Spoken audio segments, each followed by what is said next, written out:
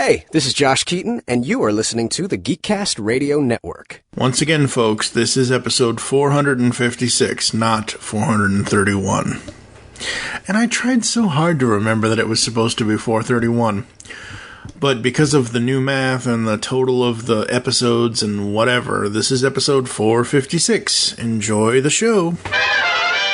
You've just jumped inside the Pull Bag. Join TFG1Mike and the rest of the comic crew here at the GCRN as they make their great escape into comics. From DC, Marvel, and Image to IDW, Boom Studios, and Zenescope, we have everything right here.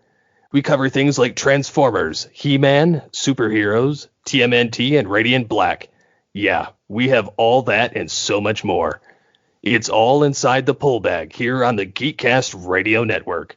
So, without further ado, it's time to talk about the comics we're reading right now, here inside the Pull Bag. Hello and welcome to the Pull Bag. This is episode 431. I'm, of course, TFG1Mike, one of your hosts, and coming back once again is that host with the most, Ryan Drost from Star Joe's. Hello, sir. Hello, thanks for having me back. I'm sorry. I'm not worthy. We gave it a bad review. I'm sorry. We're not worthy. We're not worthy. You gave it an honest review. So I understand. Like, you gave your thoughts and your opinions. I understood and agreed with some of them, and I disagreed with other ones, and that's okay. That's allowed. So I didn't realize, and obviously I'm going to have Amy on for the second one just to see the improvements. But, like, literally, I'm... Not just because you and I are friends, but because, you know, I'd like to consider the podcasting community wholly friendly on a whole, but I know it's not. There are whatever, and I'm just like, yeah, and I'm like, how do I react to her? Not really, like, yes, I had a few quibbles, but like, it is what it is, and like I said, I'd rather have some honest feedback, and grow from that. That's how you do grow. Her and I have had communications because I much like I reached out to you, I reached out to her and was just like we bounced off of each other and stuff like that, and I was just like, but no, it was totally fine. Like I said, you guys gave your honest thoughts. I was mowing the lawn when I did it, and when I was listening to the episode, and I'm just like, I was like, okay, we're just gonna keep going. We'll see what else is said, and like I said, it is what it is. But I definitely know there's some in like certain things that you guys pointed out. There's some things I'm like, yeah, that's coming. Like things you had questions about. I was like, okay, that's coming. Yeah, I think like we kind of made it a running joke because you turned yourself into a running joke, but like, holy crap, is Kyle dead? What happened to Kyle? Where did he get? Like, you know, all of that. But I will say that is the question I got the most from most people reading the issue, is they wanted to know what happened to Kyle. And I will tell you, with this second issue, you're going to be asking me what happened to another character. So. Oh, no. Did you kill Grandpa? I didn't kill Grandpa. But you're going to wonder about the safety of another character, let's put it that way. No. Danger. So as long as it isn't the evil uncle, you know. Yeah, he makes an appearance back in this issue, but it's a much smaller role in this issue. So, and I think the other thing is, and you know, you and I have talked at length, so it's not like I can't be honest with you. Sure. At the time when you were first starting this is the first time you'd ever done it. You were going through artist changes and things like that, and I think what we had said in the episode was, oh, there's this first story, and then there's this other story, which kind of looks like where it's supposed to go. Yeah. You know, but now that you're on the path that you're on, now that you're here now and doing the new Kickstarter, so what is going on with Stealth Hammer number 2 that you can tell us? Yeah, I can tell you quite a bit. There's not too many secrets. So one of the things I did this on a lot of podcasts that I appeared on. I'm sorry, you weren't the only podcast I showed up on to promote it. But I'm surprised you even reached out to me at all, honestly. No, absolutely. You know? No, absolutely. No, so the mistake that I think I made in the first one, and I definitely heard it when you guys were talking about the first issue, was I talked about how there was a lot of references to pop culture things, and there were some, but not to the level that you guys were finding stuff. We always find stuff, right? Because it's like you're like, well, maybe it's this and maybe it's that. I'm like, nope, that's reaching. That's not. I didn't. If that happened, then that's fine, but that wasn't something I was going for. So there are pop culture references, of course, but not meant to be at the detriment of the story. Just kind of little things like, oh, I like this. This is the type of thing I would want to put in there. So I think the most important thing outside of just the story itself that I always want people to keep in the back of their mind is that everything in the issue is there for a reason. So if you see the name of something or a character mentions something, those things are not little accidents. So to give you an example, in the first issue, there's the name of the dojo. My artist Joel reached out to me. He's like, what do you want the name of the dojo to be? And I did a lot of research and I thought about stories and where I want the story to go and everything else. And that's where I came up with the name of Kodama Studio. And Kodama is a Japanese mythical being. So that's going to play a factor in a future story down the line. And I want stuff like that, these little Easter eggs in there to be in there so that when I do get to those stories down the line, someone can be like, holy crap, that was in the first issue, or, oh my God, that was in the second issue. So we are planting little Easter eggs throughout. And to give you an example, also to relate right from issue 1 to issue 2, in issue 1, the very first page is her bedroom. You see tons of stuff in her bedroom. There is stories behind virtually everything you see in there. There is an item in her bedroom that you will recognize on the cover of issue 2. So there's a character holding something that if you go back to issue 1, you will see it hanging up in her room, and there's reasons for that. So you also see in her room, in the one little corner, a busted up purple robotic looking thing.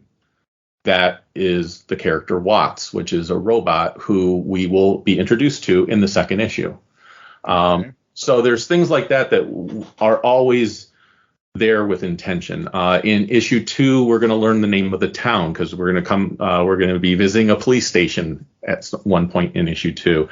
And so, of course, it's not just going to be like police station. It's the name of the town's police headquarters or police station.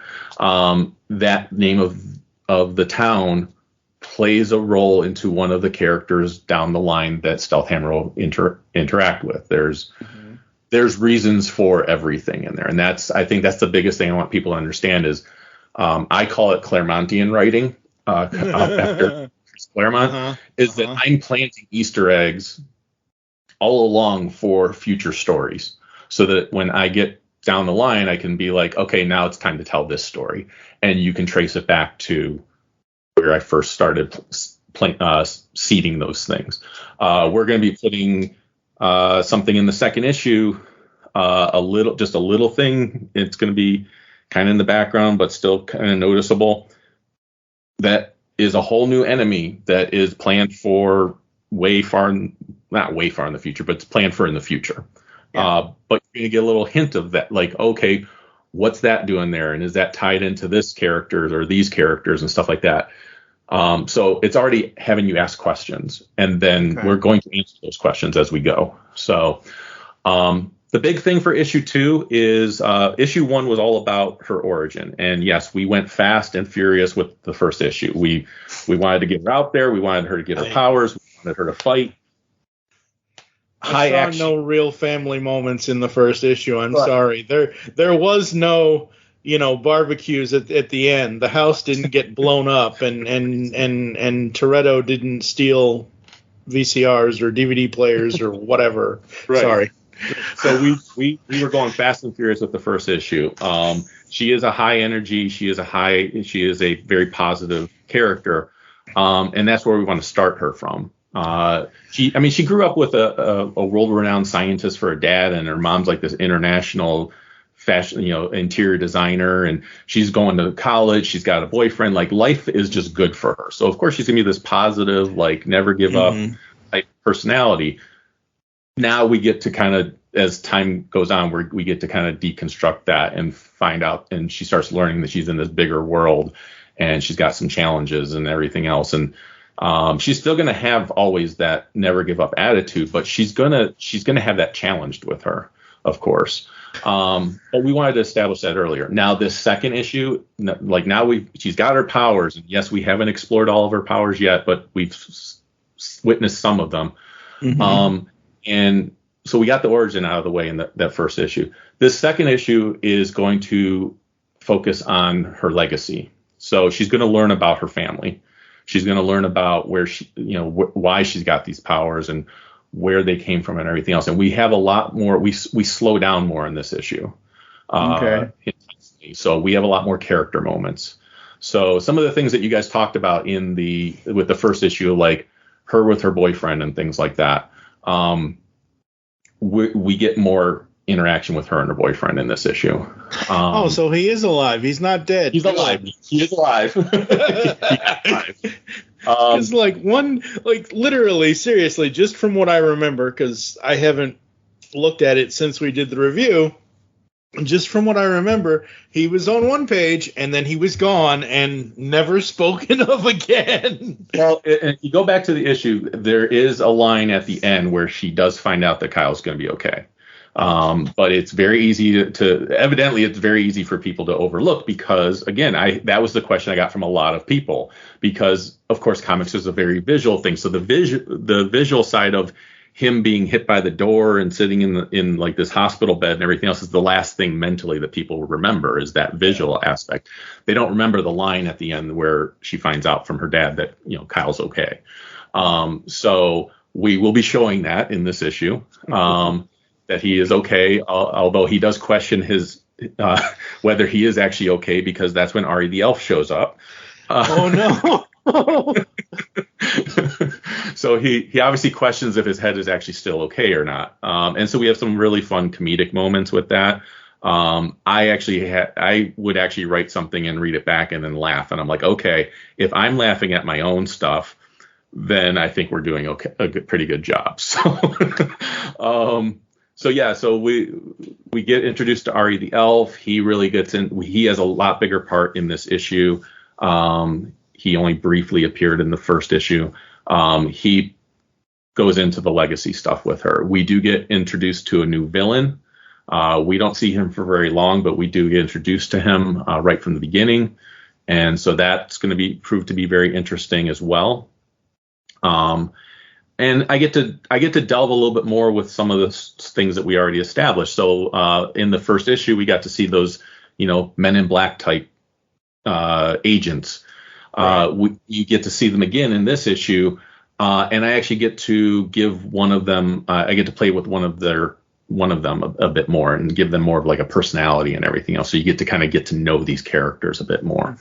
Mm-hmm. So like I said, this issue is a lot more character driven. And then there's things like just since you guys talked about it, like there's to give you an example of something that you guys questioned and everything. You guys were questioning like, well, why wasn't her dad at home? It's a big day. She's bringing the boyfriend home and everything else. I will say that is not explained in this second issue, but it's definitely going to be explained in the third issue. So the third issue is all about Ari's adventure to come and be part of this bigger adventure. So he has crossovers with some of the things that we've read in issue 1 and issue 2. Okay. So that's going to be fun in issue 3. It is kind of, I know what I'm going to be doing, but it's going to fit into all the events we just read in the first 2 issues. So that'll be fun when we get to do that. But yeah, issue 2, like I said, it's focused on establishing that legacy of these characters.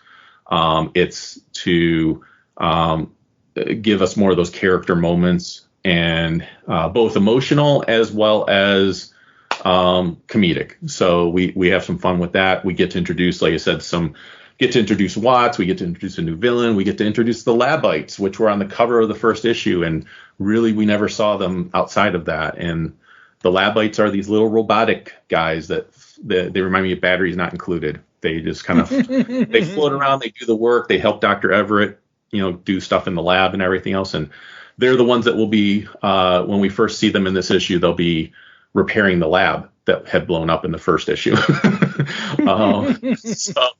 And then we get to see them work with Jamie to help repair Watts, because again, Watts was damaged on the first page sitting in her room. So we have to fix Watts in order for Watts to be a factor. So there, like I said, it's some cool introductions, a lot of cool character moments. And then we have a final page final two pages. The second to last page is the page that's going to make everyone wonder about the safety of another character. And then the final page is going to be one of those things where it's the goddess Aurora, and she's waiting for Jamie to arrive. And we get this really cool, epic looking shot of her and the council and other elves and stuff like that watching Jamie's arrival. So I think it ends in a nice place. It ends in a bit of a cliffhanger, of course, but that's because we want you to come back again. But yeah, it's like you said, it's a lot of fun, and what you see on the cover, which will be on the Kickstarter page, what you see on the cover for issue 2 is hints of things to come, and there's some of that in the issue. To kind of show her legacy. So we see a lot of characters on the front of issue 2, and those are all part of her family lineage and part of that legacy. So very cool, very cool. Awesome. All right. So you said her uncle is going to play less of a role this time around. Yeah. How much less of a role? Is he going to be on like one panel and then poof, gone? No, so last we saw him, he was arrested. Mm-hmm. Yeah, we have to get him out of jail. So we're gonna show how he gets out of jail. For half a second, I feel like Kyle is gonna come back dressed as Wentworth Miller's character from Prison Break and be like, "Oh, here we go. We gotta break the evil uncle out of prison. Great." Or maybe he'll come dressed as Captain Cold. I don't know. I will say that little less Prison Break, a little bit more Terminator 2. No. Plays a factor. Oh, no.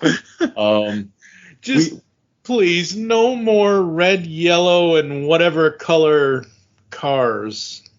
No. The giant black and yellow Camaro, like, if you're really going to do that, get the new design from the Bumblebee SUV or whatever the hell is going to be in this new movie, Rise of the Beasts. No, when I'm saying Terminator 2, I'm referring more to the liquid metal type of thing. So there's the character, the one agent that we saw, where we saw the two agents in the first issue.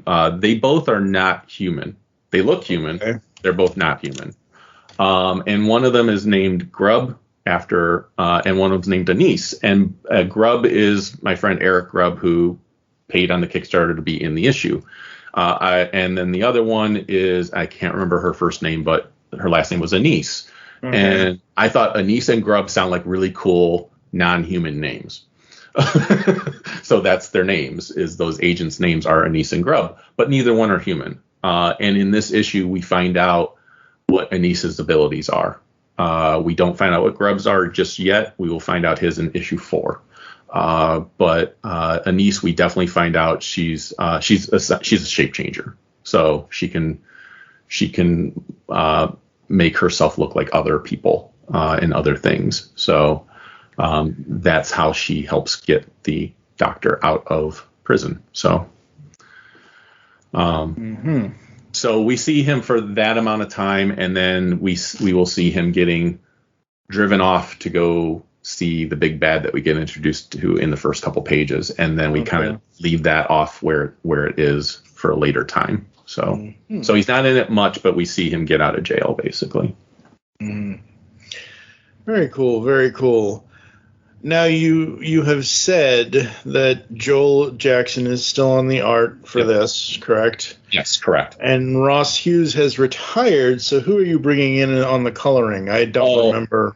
Yeah, I am very excited about this. So Ross did an amazing job. And he's been a professional in the business for a long time. I was very blessed to have him on this, and he could not have been better to work with. I mean, he was just absolutely amazing.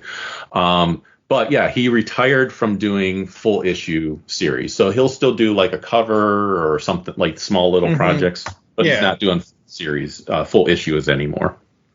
So I reached out to a lot of colorists, ones that I thought could do the job, and I was a fan of their work. One that I did not reach out to until after having a lot of people saying, I love this. This looks awesome. However, I can't fit it into my schedule. I reached out to a very well-known colorist named Chris Sotomayor. This is what he does for a living. So a lot of colorists don't make enough. They're getting a full-time job, plus they're doing coloring on the side.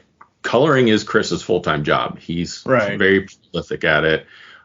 He has done Spider-Man issues. He's done X-Men issues. He's done Batman. In fact, he just recently did Fear State Alpha, Batman's Fear State Alpha issue for DC Comics. So he's a big name in the industry. And I met him years ago at a convention, and he had done work with one of my friends, Robert Atkins, who did the variant cover for issue #1.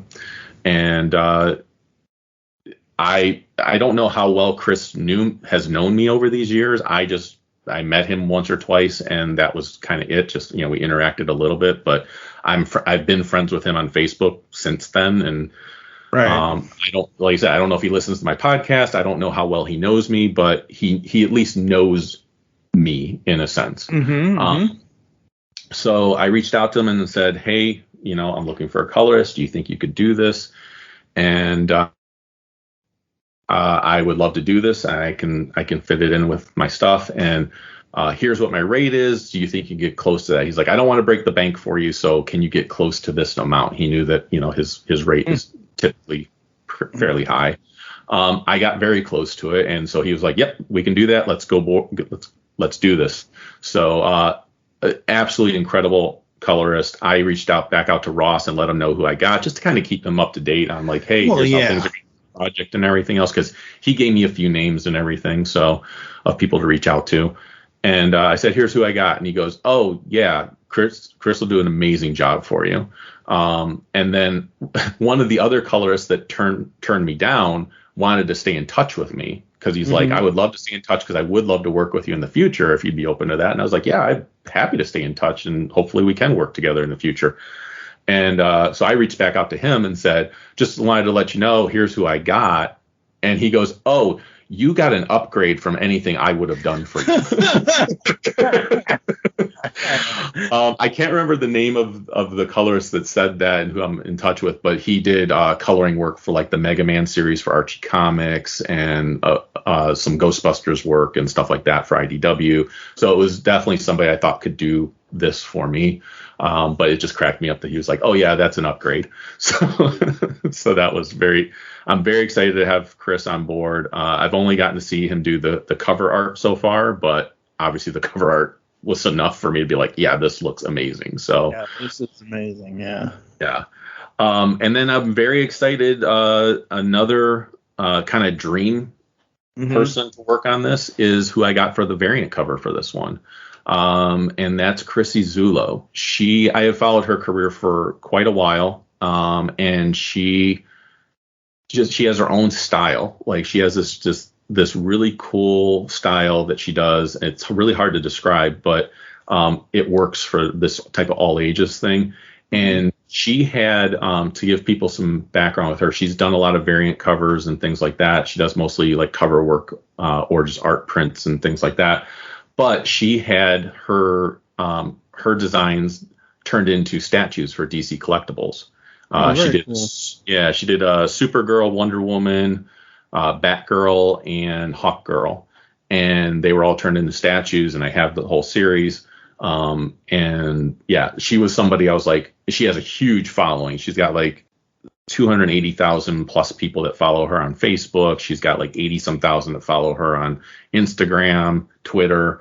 So it's just like, this is somebody whose work I have admired for a while, and getting her on this project hopefully can draw some more eyes to the project. Mm-hmm. So she just emailed me. I had emailed her and asked her if she would be interested, and she's like, I would love to do this. She goes, but here's what my schedule's like. And she's like, I'm really not going to be available until like after New York Comic Con. And I was like, well, good news. I'm not launching until after New York Comic Con. And I said, I don't need anything for the actual launch. If you're able to even get me like pencil work or inked work by launch, that would be great. If you can't, that's okay. We can reveal it during the campaign. And she's like, yeah, I could totally do that. And she told me what her rate was. And I was like, I'm totally good with that.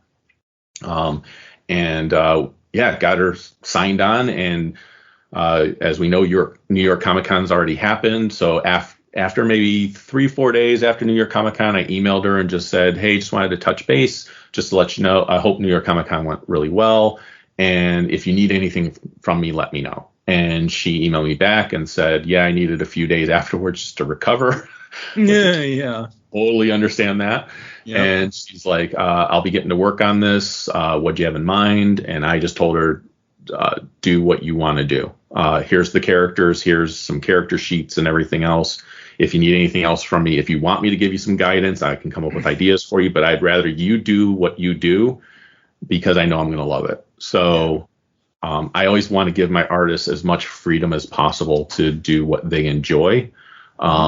Because if they're enjoying it, then I'm going to get the best work out of them. So I'm super stoked because that was like a dream get for me. Like I had 2 people on my list that I reached out to. The first person I didn't hear anything back from, and I think it's just a timing thing. Again, it was kind of short notice. And then Chrissy was the next person on my list, and Chrissy was like, yeah, let's do this. And I've got people in mind for future issues that I would love to have them do something. But the second she emailed me back and said, yeah, I can do this, I was like dancing on cloud 9. I was just I'm sure you were. Yeah. I was like, oh my God. Cause I always wanted something drawn by her. And I almost did have something drawn by her one time. Mm-hmm. And it was just, again, a bad timing type situation.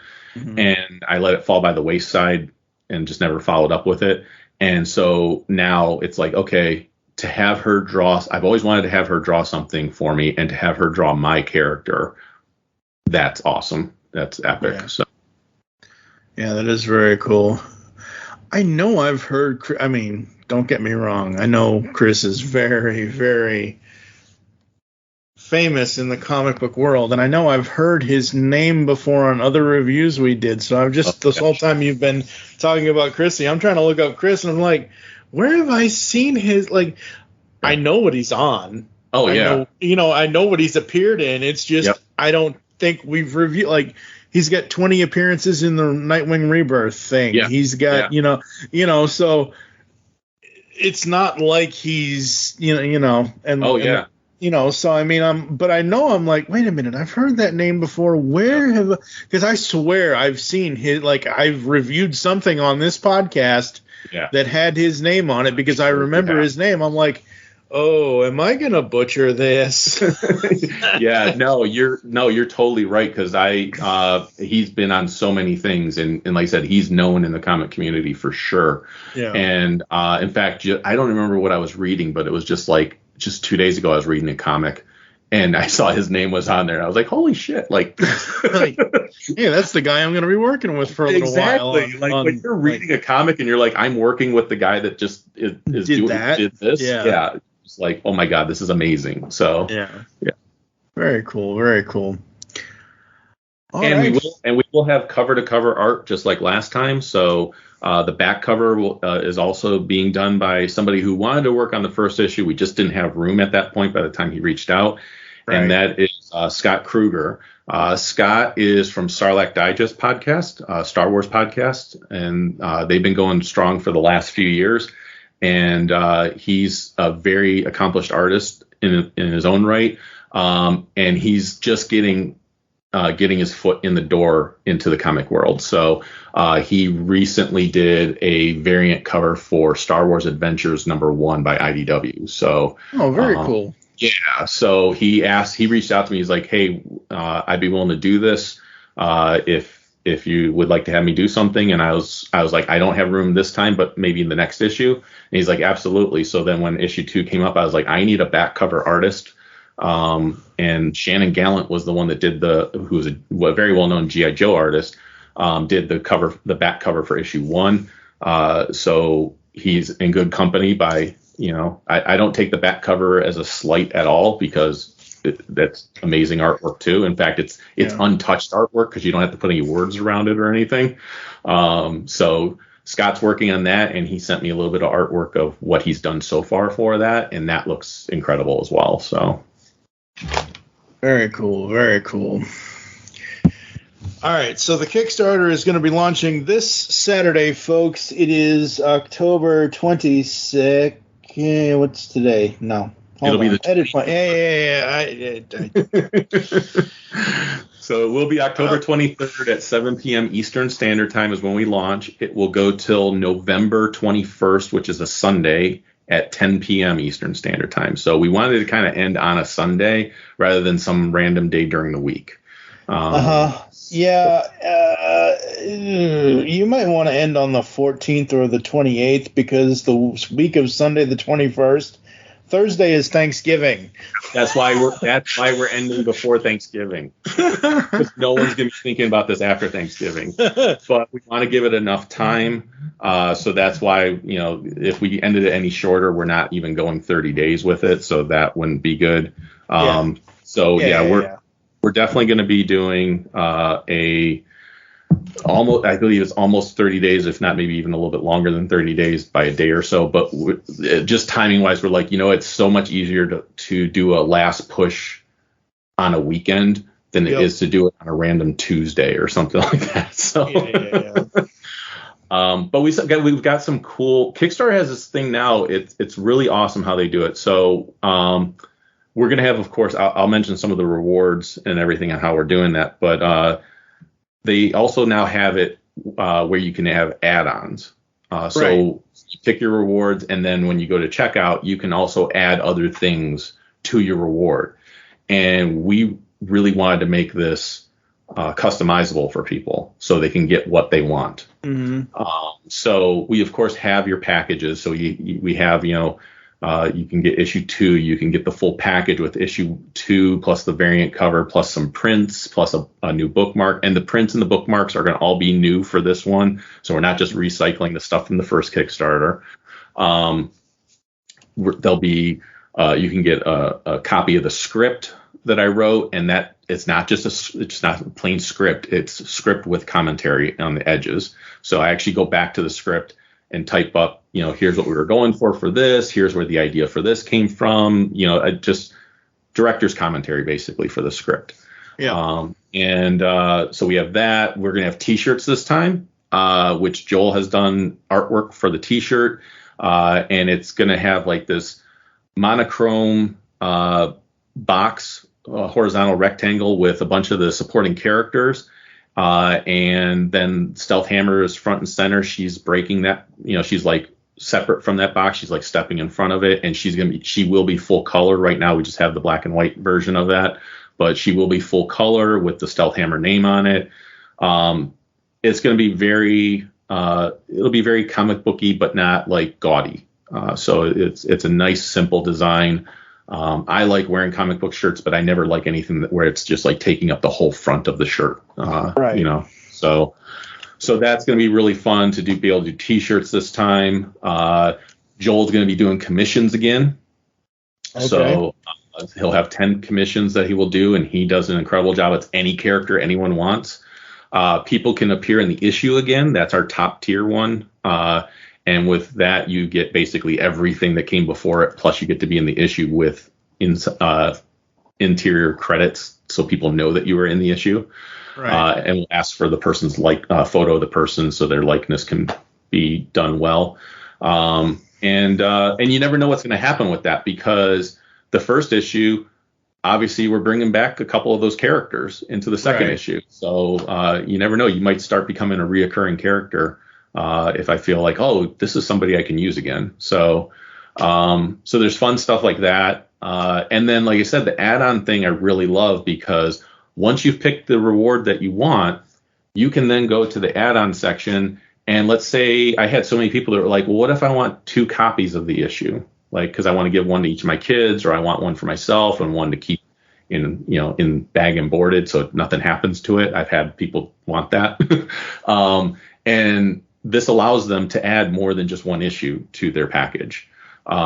We also have one thing from the first Kickstarter that wasn't going to be available for this one. We added as an add-on, which is the behind the scenes art book, which my wife and I put so many hours into putting this 48-page hardcover book that has concept art in it, behind the scenes information. It really was a labor of love. We probably put as many hours into that as we did the actual comic. And it's a really nice piece. If you really like the world that we created, it really gives you a lot more insight as to what we're creating and what things might be coming in the future. So that's an add-on that people can add on there. Or since we're doing T-shirts, if you want more than one T-shirt, you can add add more T-shirts to your order and things like that. And all those add-ons are at no extra cost. So there's no extra cost for shipping. Like you obviously have extra cost of the item. Of course. No, you're going to pay for the item, but there's no extra. There's no extra shipping for anyone. So the shipping is the shipping. But speaking of shipping, if you want to avoid shipping at all, we will have 2 early bird specials. And the early bird special is there's one for getting just the comic itself, and then there's one for the package deal where you get the comic, the variant cover, the prints, and the bookmark, and you won't have to pay any shipping. But that is only going to be for just over 48 hours. So it's going to be there available at launch day, and then it will not be available the following Monday at 11:59 p.m. It will stop being available at that point. So if you want to get in on this without having to pay any type of shipping, that's how you do it. Because again, remember, you can always, if there were other things you wanted, you can always add them on as add-ons, and you still won't be paying any shipping. For anyone that missed out on the first Kickstarter, don't worry, we have you covered with that also, because there are packages for where you can get issue 1 and issue 2, and issue 1 is also an add-on. So again, if you pick your package and you're like, I never got issue 1, you can add issue 1 when you go to checkout. Yeah, that's always a cool thing. I kind of did that with Pop Kill from Jimmy Palmiotti and Dave Johnson. Yeah. Where when they put on for issues 3 and 4 or whatever, or no, I missed issue 1. I got issue 2. So I was able to get a package deal with issue 1 and 2. Nice. And then when they were launching for 3 and 4, I was able to get a package with, both 3 and 4 and what, like, let me tell you, folks, people say whatever they want to say about Kickstarter and comic book creators going to Kickstarter and all this other controversial bullshit, because we are explicit here at the Pull Bag. But seriously, like, some of this stuff is really, really cool. Yeah. And, it's a platform that creators can use, which is good. They make it very easy to use. They make it so you can really customize it the way you want it to be. And I didn't want to do like 20. I'm so glad they've added this add-on thing, because I didn't want to do 20 packages where it was like basically it's the same package, but this one is for those that missed issue 1. This is the same package, but this one's for the ones that missed issue 1, which is what you had to do in the past. Yeah. Like you said, I do have a couple like that just because the early packages, because it was just easy to do it that way. But the later packages, I don't have duplicates of it. It's just if you need issue 1 and you want one of the other packages, you can just add the issue 1 in when you go to checkout as an add-on. And the other thing we're doing for this one too, which was a lot of fun. It was a last-minute add-on that we like a last-minute reward we did last time, but a lot of people really liked it. Is we're doing the digital coloring book again. So very cool. We'll have a digital coloring book just like we did for the first one, but it'll be obviously based on the artwork from issue 2. And it'll probably be somewhere around like maybe 8 to 10 pages. It'll be black and white, and it'll be formatted so you can actually print any page out that you want and color it. Or if you're someone that does digital coloring, you can use it to do digital coloring. So yeah, that was a fun little thing that really it required more time, but didn't require extra cost, which is always a plus when you're doing a Kickstarter, because you need that money to pay your creators and all that type of stuff. So if you can come up with a reward where people feel like they're getting their money's worth from it, and it just requires time on your part, I will do those type of rewards all day long, because I will give as much of my time into this project as I have to. If it means that it makes my backers happy. So, and the big thing too, I mentioned this in my own podcast, and it's something that I want people to understand as far as why I went to Kickstarter and why I'm doing Kickstarter. Could I fund this issue myself? Probably. It would take time, obviously, because you got to save up money, and then you go to Joel and go, I got enough money for 2 more pages. Let's go. So I could do it that way. But part of Kickstarter is building that fan base and building that community, because I could have the issue made myself, but then how do I get people to know about it? How do I get people to buy it and stuff like that? Whereas Kickstarter helps people become part of the process and become part of the community and become fans of this. And that's what I'm trying to build. Yours, just for example, when you offered me the early bird special for the first issue, instead of paying $10 for the PDF or whatever, and the physical comic, I paid $7. But the point is, my $7 goes towards being a part of. I helped kickstart. I helped fund that first issue. So it's a part of the comics community coming together to help creators that don't have a job with any major comic company, that don't have the backing of any major movie studio or label or whatever you want to, You may be the host with the most, but you are not Warner. You are not part of the Warner's Brothers. No, I am not. I'm not rolling in money, and I don't have a major corporation backing me or anything like that. I am me. I have a full-time job, and then this has become my other full-time job. I don't sleep much, especially when we start getting close to launch of the Kickstarter. I'm stressed out every day, but it's all worth it in the end, because after those 30 days are over, if I did everything I possibly could, I typically see the results, and it's awesome.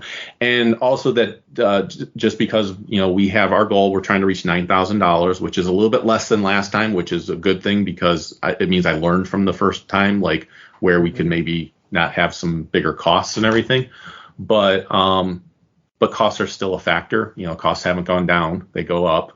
I'm hoping we'll surpass it like we did last time, because if we can surpass that goal, I can do some other things. Like last time, I was able to give everyone an extra print, and those that weren't getting a print originally got at least one print, which was really fun to be able to do for backers, to give them a little something extra. We were able to do original artwork for the bookmark. Originally, we were going to just do repurpose some of the artwork that we had for the issue and just make a bookmark out of it, which is not easy to do, but it's easier to do when you have a wife that's a graphic designer, because she's really able to help me. And this character is based on my wife. I know we mentioned that for the first issue, but I want to mention that for this as well. And she is such an integral part of this. Like she helps me in ways that I cannot even explain, as far as like I said, utilizing her graphic design skills. She reaches out to places. Like, we got so much media attention, and a large portion of that is because my wife was reaching out to places for me and helping me out. So I can't thank her enough. So she's not just the inspiration of this superhero, but she is a strong component of it. I was mentioning all the other creators that have helped me, but I would be remiss if I didn't mention her as well. So. And yet he didn't bring her on the podcast, folks. I didn't. She's working. Sure, that's your excuse. She's working. We got launch date in like 3 days. You've got her tied up in that costume in some basement somewhere. Hey, whatever works. Ain't that the damn truth? But yeah, no, it's been a heck of a ride. I am really looking forward to this one being launched. And like I mentioned, like we have costs and everything else. And could I do it myself? Yeah, potentially. But like I said, I'm trying to build an audience. But that doesn't mean I'm not putting my own money into this. So as much as I'm asking people to back this, I have Joel working on 4 pages right now, and he's already done the cover. And Chris is going to be doing the coloring work for those. That's all out of my pocket. Those are not going to be paid by the Kickstarter. I'm not going to be reimbursed by the Kickstarter. The Kickstarter is to take care of the rest of the pages. So I am absolutely putting my money where my mouth is and saying, like, hey, if you want to back this and support it, I'm right there with you backing and support it. Yes, it's my dream to make this comic story happen, but because it's my dream, I'm investing my own money into it as well. So. Yeah, exactly. I mean, it's a passion project. It's not your, well, like I said a little while ago, this isn't something that Marvel or DC or IDW or Image or insert comic company name here is giving you a salary for to produce for them. This is something that you are producing on your own. Yep. And of course, just look at 13 years of podcasting for me, how much I've had to, and I have gotten plenty of donations in 13 years. Thank you to everybody who has ever given me anything. But, you do it because you love it. You don't do it because for the most part. Yeah, but I mean, you're not doing it because like, oh, I'm making a lot of money doing this. Yeah, I know. No, I'm doing it for the fame of saying that the Geekcast Radio Network's most repeat interview guest is Stan Bush. That's what I'm doing it for. Talk about daring to have the touch. Well, yeah, for sure. Well, and the thing is, I've had, I was fortunate enough to have like local news outlets and morning shows and things like that have me on, and that was a lot of fun and nothing I ever expected to have happen. But a lot of them ask me, like, what's the dream? What's the thing that you hope this turns into? And the best analogy I can give people is I want this to become like Teenage Mutant Ninja Turtles, because they started off as a little independent comic book that just caught fire and people loved it, and they just kept telling stories. And if you ever have the opportunity to talk to Kevin Eastman or watch interviews with him and stuff like that, it's not about the fame or the money with him. It's the fun of telling these stories and seeing the action figures and all that. Like, that's what it is for me too. It's like, I want Stealth Hammer to be a cartoon series. I want Stealth Hammer to be an action figure and stuff like that. Like, I can picture it all happening. A lot of the stuff that we're creating here is very, like they call in Toys That Made Us, it's very toyetic. So there's a lot of fun and everything else, and that's what it is for me. It's the fun of that. It's getting the story out there and just having a blast doing it. If fame and fortune come with it, that's great. But but that money would very likely be used to keep telling the story and to help people around me. I have a full-time job. Hopefully this eventually can be my full-time job. But I have a full-time job. My wife has a full-time job. We live comfortably. I'm happy to just live comfortably. I'm not looking to have mansions and yachts and all that type of stuff.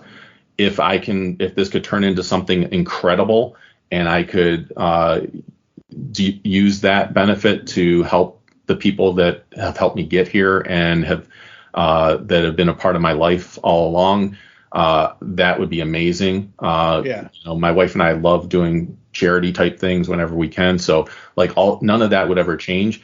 But for me, it's the fun of being able to continue telling the story and where it can go, and both story wise where it can go, but also multimedia wise where it can go. Like that would be like, I can't even imagine turning on Netflix one day and seeing a Stealth Hammer animated series on there. Like that would just blow my mind. I'd probably die right then and there out of shock. Well, I do know one toy company you could probably, I don't know if you'd get them to do it, but they offer like, create your own thing. Oh, okay, yeah. I can just see a pop of your dog Aria right now. I can just see Funko Pop Stealth Hammer figures. Yep. Rake in that money. Yeah. So yeah, like I said, it's one of those things like that's, when they ask me what's the dream, I'm like, that's the dream. And I said, it's not, and like I said, it's not for the fame or the fortune or anything like that. It's really just to see something that was an idea in my head become this like something else, like just take on a life of its own. Like that would be incredible. Yeah. And honestly, I was extremely moved when the first issue showed up on my doorstep. Like that was hard to, like, you know, you get choked up when you see that happen. So I'm hoping the same thing happens for issue 2. Like I get excited when I get artwork from Joel or from Chris or something like that. Like I'll run through the house being like, I got a new page from Joel. I got a new page from Joel. Because something I wrote that was in my head that I wrote down on a piece of paper now has become something. So exactly. Yeah. That's the coolest part about it. You know, and I don't know how many times, and this show isn't about me, folks. This show is about Ryan and Stealth Hammer and all that good Peter Gabriel stuff. I wanna be your sledgehammer. Why don't you call my name? You better call the sledgehammer. But, yeah, it's like, you know, me. I've been a writer off and on since I was 14, so 94, almost, you know, 30 years. Right. And, you know, those early years, like 96, 97, 98, 99, like the first thing at that time was, oh, subsidy publishing. Don't ever do subsidy publishing. Oh, you want your stuff published? You pay us $5,000 or whatever it is. I don't know. And then I eventually, you know, worked on it and got it done. And I have 3 books. And I don't talk about this a lot on this podcast because I don't really consider my published writing career, other than the stuff I do on geekcastradio.com, that much of anything. But, you know, I got 3 books to be proud of. Yeah, no. And that's my point of bringing it up and why I keep saying I don't talk about it much on this show. But to tie into what you're saying about getting that first issue delivered to your door. Yeah. I remember the first time, my first book of poetry. I remember when those like 15 promo copies came to me, or whatever they used to call them, whatever it is, you know. Yeah, yeah. And I remember that, and there's several different pictures of me in an old apartment just sitting there grinning ear to ear holding the book up. And, you know, so trust me, I know that exact feeling. It's the same thing when I put out a podcast. Like, you know, you're talking about, you know, running around the house with a PDF in your hand, or a tablet in your hand. Oh, Chris gave me this new page and blah, blah, blah, or whatever. Oh, yeah. It's like, for me to be able to do the podcasting, I normally need the art before like the recording is fine. What we're doing right now, fine. I can do that. I'm in the moment and I'm excited about what you're coming out with, Stealth Hammer. Yep. But for me to edit a podcast, I need Steve Megatron or whomever I can get to put that banner together to be like, okay, here's the banner. And I'm like, okay, cool. I can now go do my editing and be done. And it goes live and it's out there. And if people listen, great. And if people don't, well, whatever. Yeah. Well, and I know the feeling too, because it's, you know, obviously I've been doing podcasts for 12 years now, which is a long time for most podcasts. I know you've been doing it longer, but like for most podcasts, that's a long time to be doing podcasts. And it made me question, like, okay, how much longer am I doing this for? So right now I'm 46 years old. Right now, the target date for me is when I turn 50, that I will at least be evaluating things at that point. So, oh no. Hey, that's still 4 years away. That's still a lot of podcasting years ahead. But that's like, only if you have the mentality of me, where I want to do like 1,000 podcasts per year. Right. I mean, but yeah, so we'll, like I said, and like my wife made a comment. She says, you know, the podcast was always your side thing, and she goes, now the comic's starting to become your side thing. And I'm like, yeah. And I was like, but I'm still trying to do the podcast. So I still enjoy it. And if it wasn't for the podcast, I wouldn't have had as much backing as I did the first time. So so a lot of my listeners really helped support it. So it's a fun ride. It's a fun thing to see where things go. And it's also fun to be able to look back and go, okay, these are the legacies I'm leaving behind, you know, and I've been proud of the podcast. I've been very proud of the issue, the comic issue, and I'm hoping to be proud of this second comic issue. So, absolutely. I started, like I said, December of 2008. I was 28 years old. Mm-hmm. I'll be 42 next February. Yeah. So, it's like, holy crap. Yeah. And at this point, I mentioned this to you off air, and I'm not rubbing this in or anything, but, top 100 Transformers characters countdown. If you haven't heard it, folks, go listen, because I put 100, literally, that's, I hate this term. I hate it. And everybody that says it has just ingrained it into my brain. That's basically my chef's kiss to the world of podcasting. is part 1 through 6 of the top 100 Transformers characters countdown. I put so much damn work into that stuff, and it's like that. Steve and I were Transformers fans. That's how we kind of met with the whole podcasting thing. And he had a podcast, and I wanted to do whatever. But it's like, even though GeekCaster Network has gone on and done other things, Transformers is what we are at the core. Sure. Yeah.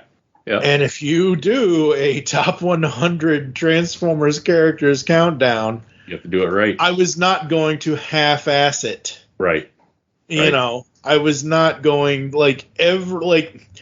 every time I can put, Megatron throttling Starscream every 10 seconds or something. You know what I mean? Oh, yeah. So trust me, with what you're doing with the first issue, what you did with the first issue, what you're going to be doing with the second issue, it's a moment of pride. And oh, yeah. There's no, I try my best not to use a lot of terms. And one of the terms I try my best not to use is the humble brag, because honestly, bragging about what you've done shouldn't be humble. Because it shouldn't be. Because it's one of those things where, I did that. I'm proud of that. Yeah. I not spoiled, but I got Maurice LaMarche to reveal something before he was supposed. It wasn't even intentional. And this was years ago. When Arkham City first came out, we interviewed him right before it came out, and we had asked him the voice acting question, which is, what type of voice acting do you like to do? Yeah. Animation, live action, narration, video games, whatever. He said, the funny thing about video games is, you're stuck in a room by yourself. You don't have the ensemble cast a lot of the times. It's just you reading lines. Right. And then he goes, I just got out, literally a day ago, I just got out of a session voicing Mr. Freeze for Batman Arkham City. And my jaw dropped to the floor. Yeah. Optimus Solo, I don't know what Optimus Solo did because I don't remember, but I remember my moment in that. I'm like, oh my God, the brain is the voice of Mr. Freeze in Batman Arkham City.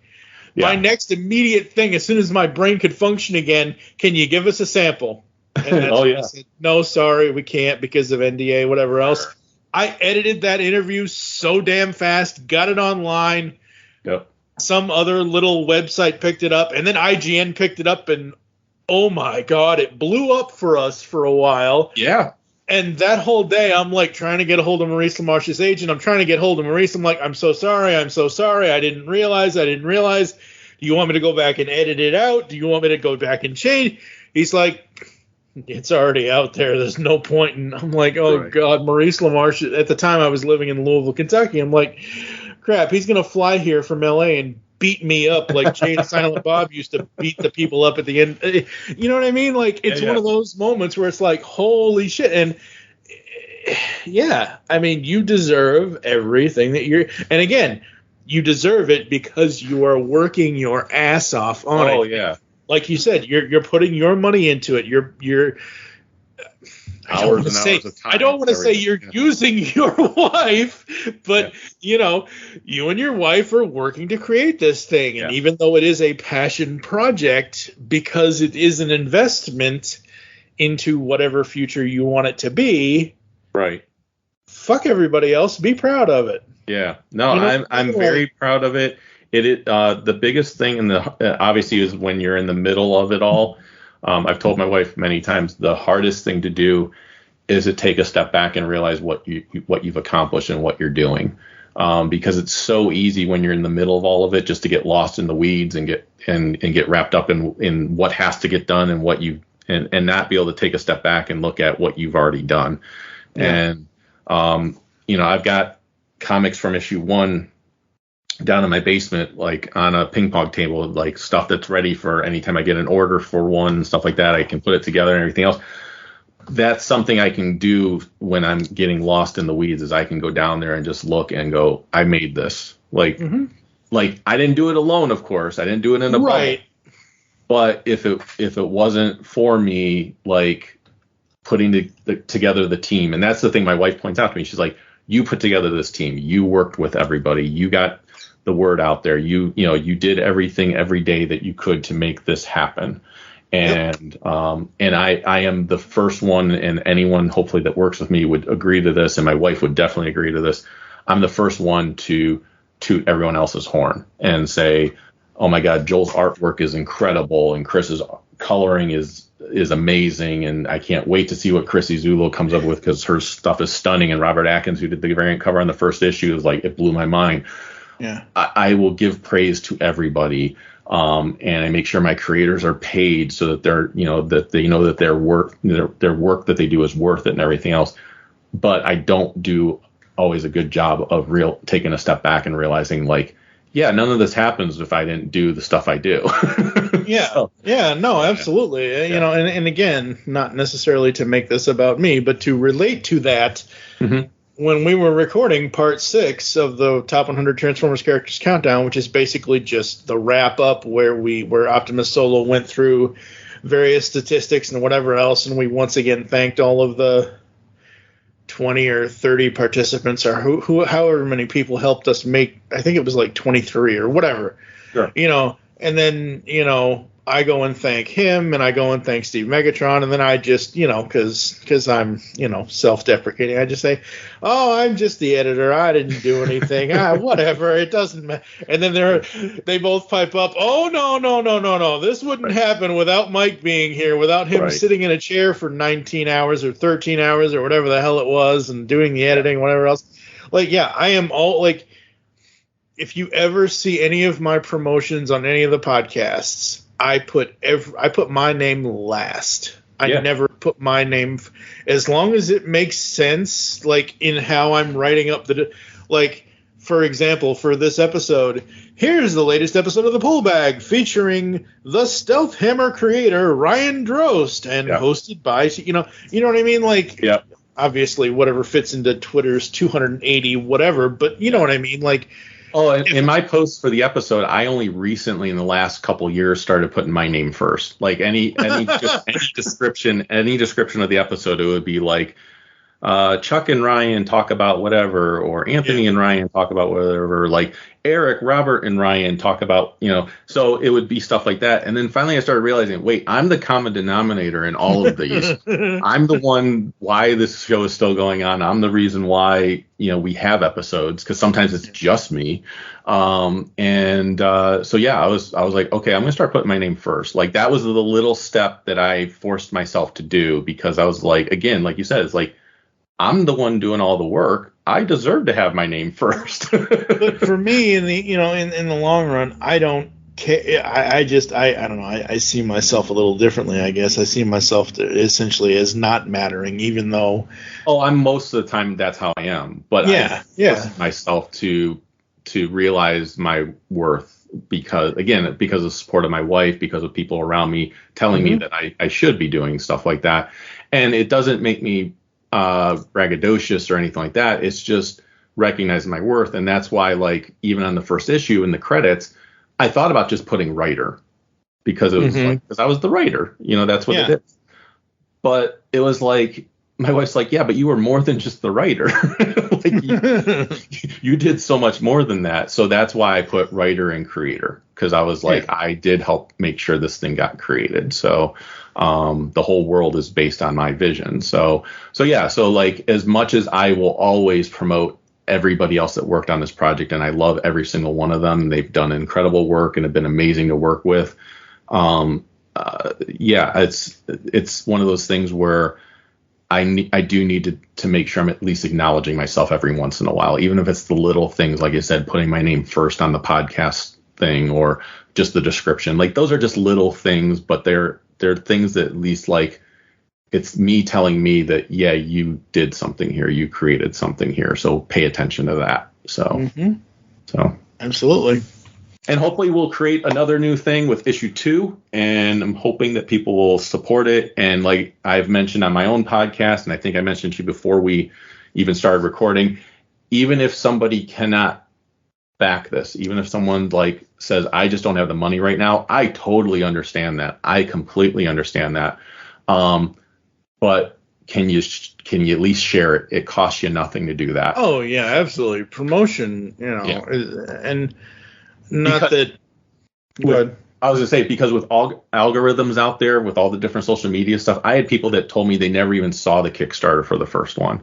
Even though I had people sharing it like crazy. I had a ton of people sharing it. It was awesome. Like, you were definitely one of the people. Like, yeah, oh yeah, you were sharing it, and I loved it. At least once a day, if not twice, depending on the day. And I can't thank you enough for that. And I had a lot of people that were doing stuff like that, and I still had people after the Kickstarter was done and the issue was made that were like, oh, I never even knew about this. And I'm like, I've got 800 people on Facebook that I'm friends with. The algorithms aren't going to always show them stuff. So that's why it's so important for, like I said, even if people can't back it themselves, or it's just not something that they want to back, and I understand that too, it's just not for them, then get it out there, get the message out there, say, hey, this looks like something really cool that I thought some people out there might find interesting, and just put it out there and then let people find it. And that helps more than anything. So. Absolutely. All right, folks, I think we've been hammered enough. Not that we've been drinking throughout this entire episode. Don't drink, folks. Don't drink. Don't do drugs. This is your brain. This is your brain on drugs. Does anybody else feel like a fried egg? So we're gonna get the heck out of here. Where can the people find you online, sir? They can find me. Stealth Hammer has a Facebook fan page. It has an Instagram page, and it has a Twitter account. If you search for Stealth Hammer, you will find it there. The Kickstarter, like I said, will be launching on October 23rd, Saturday at 7 p.m. Eastern Standard Time. You can find the Kickstarter simply by searching Stealth Hammer on the Kickstarter page, and you'll probably see the old one in there that was funded and was created, and you can check that out if you're hearing this before Saturday, October 23rd. You can see the old project that we did, and gives you some idea of what we're going to be doing for the new one. But then once it launches, that's the easiest way to find it, is just search Stealth Hammer on the Kickstarter page. And if you ever want to check out my podcast, it's Star Joe's. And again, we're on all the various platforms that we could be on, and to listen to episodes there. And if you liked hearing me, you can hear a lot more of me there. So, yeah. Basically, folks, Ryan is to Star Joe's as I am to the Geekcast Radio Network. My voice is always heard to everyone's chagrin. But anyway. All right, folks, make your great escape into comics, and we will catch you next time here inside the Pull Bag. I wanna be your stealth hammer. I wanna be your sledgehammer. I wanna be your stealth hammer. God, I cannot sing, but the best voice I can do it in is this one. I wanna be your stealth hammer, which sounds like crap, so. You've just heard the latest episode of The Pull Bag, the GCRN's first comic review and discussion podcast. There are several ways to get in touch with us and leave feedback for the show. You can visit the website, geekcastradio.com, where you can comment on the episode and all of our different podcasts. You can rate and leave a review for the show on iTunes. Be sure to leave us feedback. Become a fan of us on Facebook, facebook.com/thepullbag. Send us an email, feedback at geekcastradio.com. Follow us on Twitter at thepullbag and at geekcastradio. So until next time, make your great escape into comics and unleash the geek in you.